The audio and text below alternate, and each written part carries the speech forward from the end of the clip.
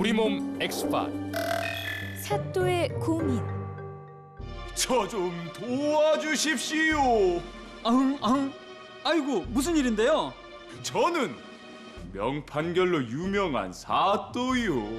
오죽하면 이름이 공정한 아니겠습니까? 그런 제가 판결을 내리지 못하는 사건이 있습니다. 사또, 제 아이가 확실해요. 아니에요. 제 아들이에요. 아니에요, 제 아들. 아이 하나를 놓고 두 여인이 서로 자기 아이라고 다투는 사건이었죠. 아이고 이게 무슨 일이야? 서로 자기 아들이라잖아. 키우고 있는 사람 아들이겠지. 아유, 그것도 모르는 일 아니야? 에이! 그거 조용히들 못해! 앞으로 우리 사또께서 아주 판결을 속 시원하게 해주실 거니까 걱정들 하지 말어! 제 아들이 확실해요. 무슨 소리예요? 아니, 내가 낳은 내 아들을 내가 몰라볼까 봐요? 이 예쁜 내가 낳자마자 아이가 사라졌어요. 그러던 어느 날 길거리에서 이 아이를 보았어요. 네가 훔쳐갔구나. 네? 훔쳤어. 아니, 무슨 소리 하시는 아이고. 거예요? 아이고, 동네 사람들. 이 예쁜 내가 애 낳는 거 본 사람 있어? 아이고. 아니, 그게 아니고요. 제가 이사 온 지 얼마 되지 않아가지고 어떻게 본 사람이 있고. 없어요. 아이고, 비통하고 원통하고 그래라. 아이고, 그러네. 애 낳는 걸 본 사람이 없잖아. 내 아들이야. 나도 못 봤지. 그거 조용히들 못할까? 몇 번을 말해야 알아들어! 우리 공정한 사또께서 아주 공정하게 판결을 내려주실 테니까 아무 걱정하지 말라고 얘기를 하잖아! 아이고, 비통하고 원통하고. 왜 그러세요? 이 손 놓으세요. 이 예쁜 내가 어딜 만져 이 손 못 놔? 지금 뭐 하시는 거예요? 내 아들이라니까. 내 아들이야. 서로 우겨대니까 누구 말이 맞는지 모르겠더라고요. 이거 봐요. 어때요? 똑같죠? 똑같아요? 저도 할 수 있어요. 우리 아들인데 나도. 누가 더 잘해요? 이거 봐요. 저도. 잘한다. 이거 봐요. 봐봐요, 사또. 똑같이 생겼죠? 봐요. 어때요? 내 아들이에요. 아우, 아니에요. 이거 보세요. 이거 보세요. 이게 똑같죠? 내 아들이에요. 오, 이렇게 보니까 그런 거 같기도 하고. 그러게요. 사또, 제 아들이 맞아요. 빨리 가려주세요.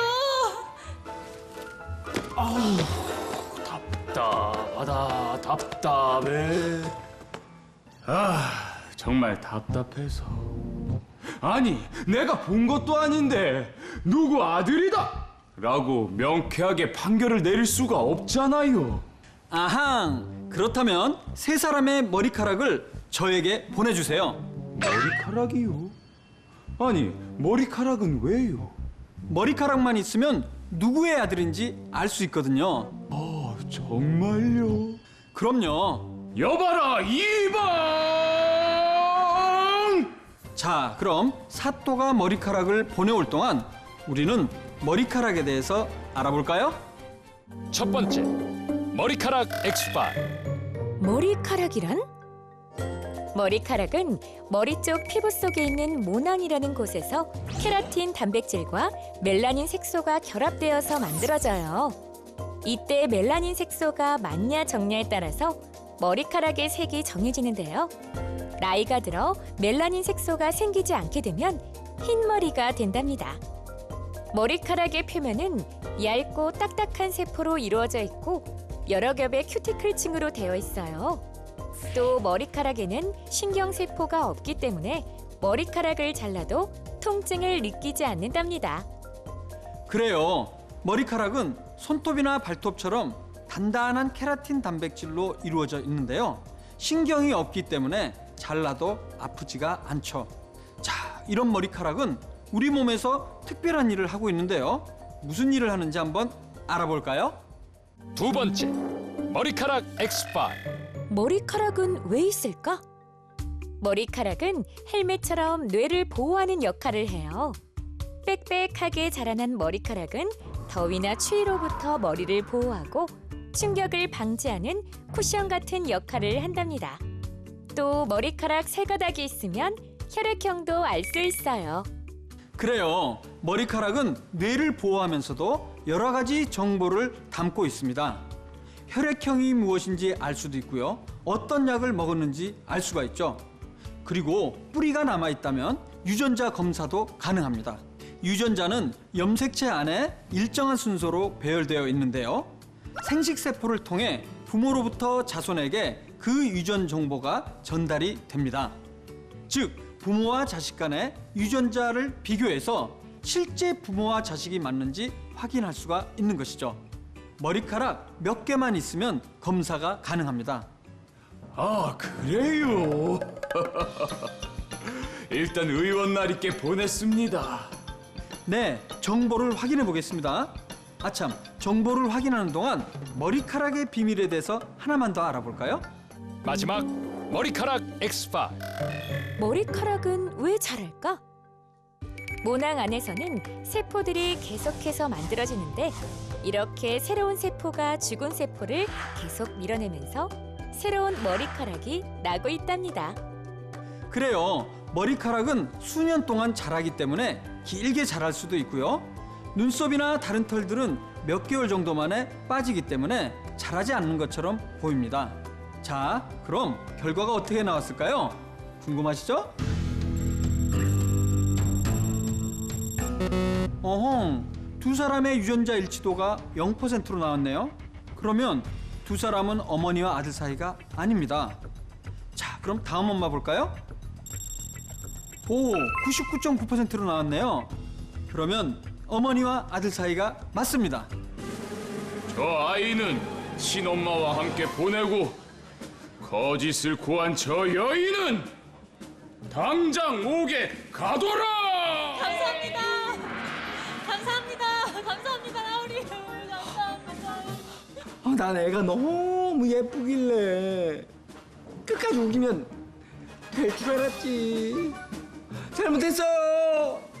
미안해요. 자, 이렇게 우리 몸을 잘 알게 되면 사건도 해결할 수 있습니다. 우리 몸 제대로 알고 잘 관리하자. 우리 몸 사용 설명서. 머리카락 편. 머리 쪽 피부 속에 있는 모낭에서 케라틴 단백질과 멜라닌 색소가 결합되어서 만들어지는 머리카락은 헬멧처럼 더위나 추위로부터 머리를 보호하고 충격을 방지하는 쿠션 같은 역할을 해요. 또 혈액형이나 어떤 약을 먹었는지도 알 수 있고 뿌리가 있다면 유전자 정보도 알 수 있는 머리카락은 정보의 창고이기도 하답니다. 우리 몸 엑스파일. 전쟁터의 흡혈귀. 명쌤, 살려주세요. 아니, 무슨 일인데 그러시죠? 지금은 1차 세계대전 중입니다. 전 세계가 전쟁 중이죠. 수많은 전투를 치르면서 많은 군사들이 목숨을 잃고 다치기도 했죠. 아우, 야, 이게 무슨 고생이냐, 이 전쟁 때문에. 그러니까 아유. 주사 맞을 시간입니다. 자, 일어나주세요. 아유, 왜 이럴까? 살려주세요.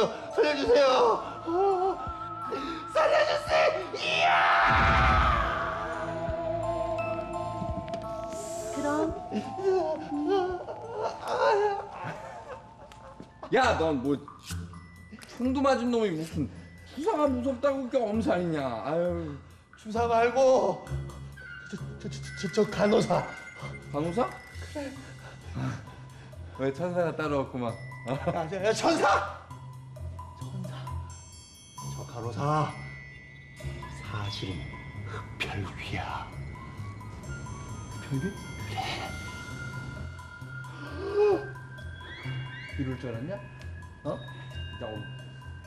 야, 내 얘기 잘 들어.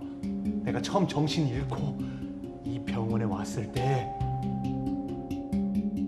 들것에 실려왔었거든. 그때 내가 정신이 잠깐 돌아왔을 때였지.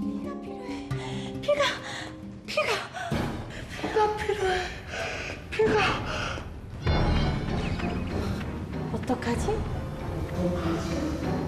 피를 어디서 구하지? 피를 어디서 구하지?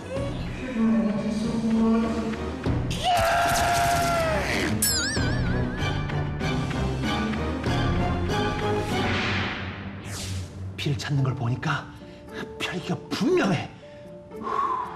아 진짜 네가 정신이 없어서 잘못 봤겠지. 아니야 임마, 내가 분명히 봤다니까. 손에 묻어있는 피. 그리고 들었어. 피가 필요해. 피가 필요해.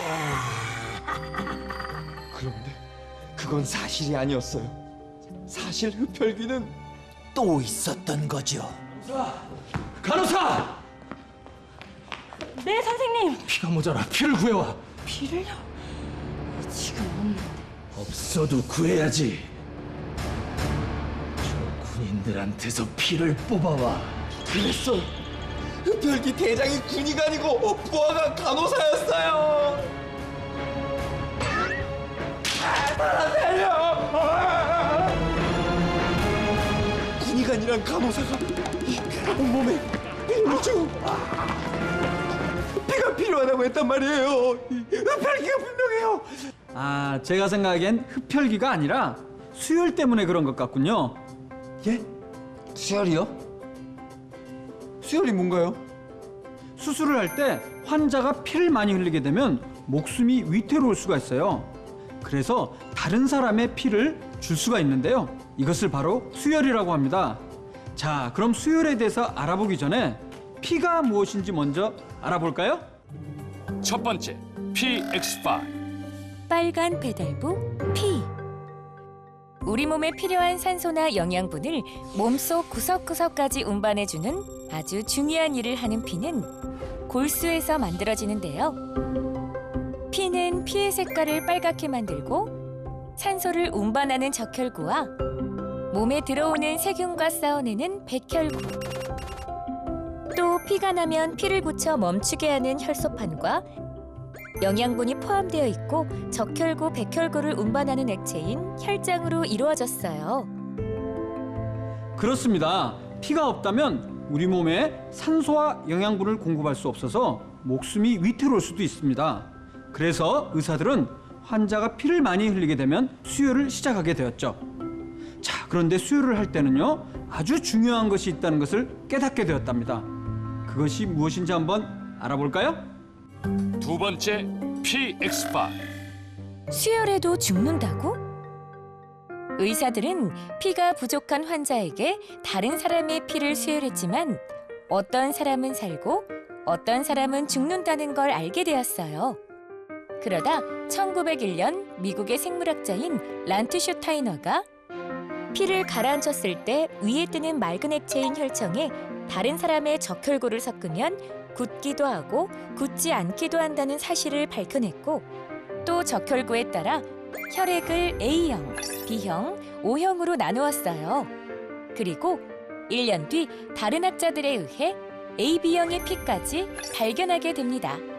이렇게 혈액형이 밝혀지며 1914년에 일어난 제1차 세계대전에서 수혈을 통해 많은 군인들의 목숨을 구하게 됐고, 수술할 때 수혈하는 방법도 크게 발전하게 되었어요. 그래요.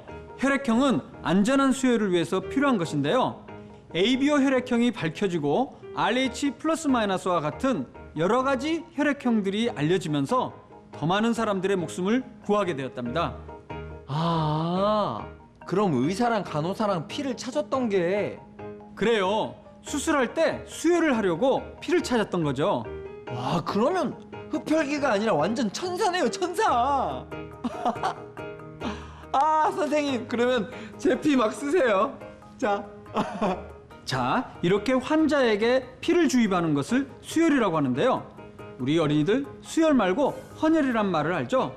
자, 헌혈이 무엇인지 한번 알아볼까요? 세 번째, PX5. 피를 모아라. 몸 밖으로 빠져나온 피는 시간이 지나면 굳어지는 현상이 있어요. 그래서 수술할 때마다 다른 사람의 피를 공급받을 수밖에 없었는데요. 란투슈타이너가 피를 굳지 않게 하는 항응고제를 만들어 많은 양의 피를 뽑아둘 수 있게 되었고, 피가 많이 필요한 환자들을 위해 건강한 사람들이 평상시에 피를 뽑아두었다가 사용하는 헌혈도 가능해지게 됐답니다. 네, 건강한 사람은 헌혈을 한 이후에 충분히 쉬어주면 다시 건강한 생활을 할 수가 있답니다. 자, 우리 몸에 꼭 필요한 피에 대해서 잘 알게 되었나요? 우리 몸 제대로 알고 잘 관리하자. 우리 몸 사용 설명서. 몸편, 혈액, 골수에서 만들어지는 피는 우리 몸에 필요한 산소나 영양분을 몸속 구석구석까지 운반해주는 아주 중요한 일을 해요. 산소를 운반하는 빨간색의 적혈구와 몸에 들어온 세균과 싸워내는 백혈구, 또 피가 나면 피를 굳혀 멈추게 하는 혈소판과 영양분과 적혈구, 백혈구를 운반하는 혈장으로 이뤄진 피는 적혈구에 따라 A형, B형, O형, AB형으로 나누는데, 서로 섞였을 때 굳지 않는 혈액형끼리 수혈을 할 수 있답니다. 우리 몸 X5.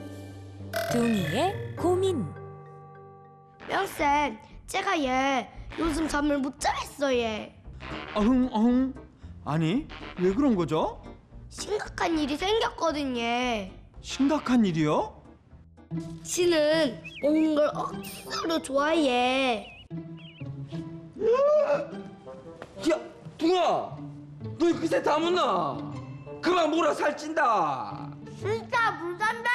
그만 물라고. 싫다. 그만 뭐 인내라. 지은 누나 줄락하재. 내 다 안다. 어이다. 내놔라. 아이 좀 놔봐라. 내놔라. 놔라. 분명히 지은 누나 줄라고 챙긴 거라 얘. 내 빵 내놔라. 놔라 좀. 내놔라. 오지 말라고. 따라오지 마. 내놔라. 그래. 여전히 사이가 좋네. 둥이 안녕. 안녕. 지은아. 응? 밥번 물래? 제 말이 맞지 얘. 우와, 역시 내 생각해주는 건 웅이 너밖에 없다. 그러나. Oh, stop it. 진정 지은이를 생각한다면 이 정도는 줘야지. 자, 지은아. 이게 뭐고? 귤이 엄청 크네. 귤이가? 나도 몰란다. 오렌지야. 오렌지? 맛있나? 이거 진짜 맛있어. 맞나? 같이 먹자. 따라와. 팔로우 미. 처음 먹어본 오렌지는 억수로 맛있었어 얘. 맛있다. 그런데 이게 뭐고? 이거 씨야 이거. 한마디면 큰일 날 뻔했네. 이 몸속에서 오렌지 나무 자랄 뻔했다 아이가. 오렌지 씨 먹으면 오렌지 나무 생기나? 난 그냥 먹었는데. 진짜가?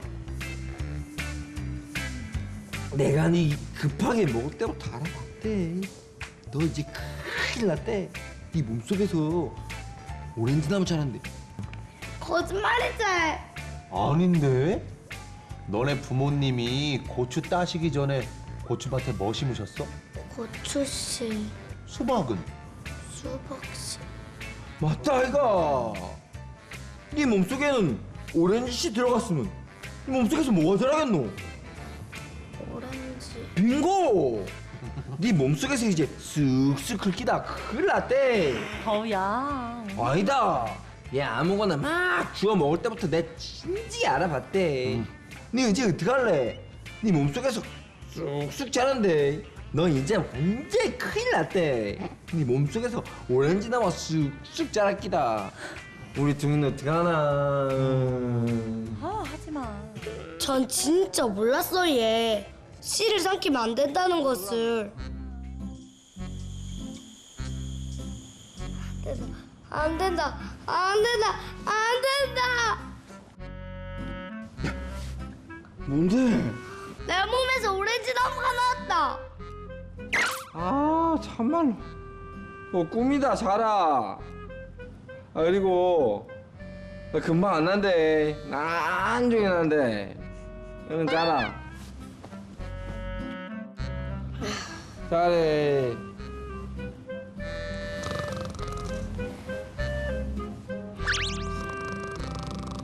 지는 그날부터 매일 밤 걱정이 돼서 잠을 잘 수가 없었어 얘. 명쌤, 저 자는 동안 몸에서 오렌지 나무가 자라면 어떡해 얘? 저 죽어 얘? 아니에요. 행님이랑 누나랑 장난친 거예요. 정말 얘? 근데 진짜로 날 수 있는 거 아니라 얘? 진짜로 아니에요.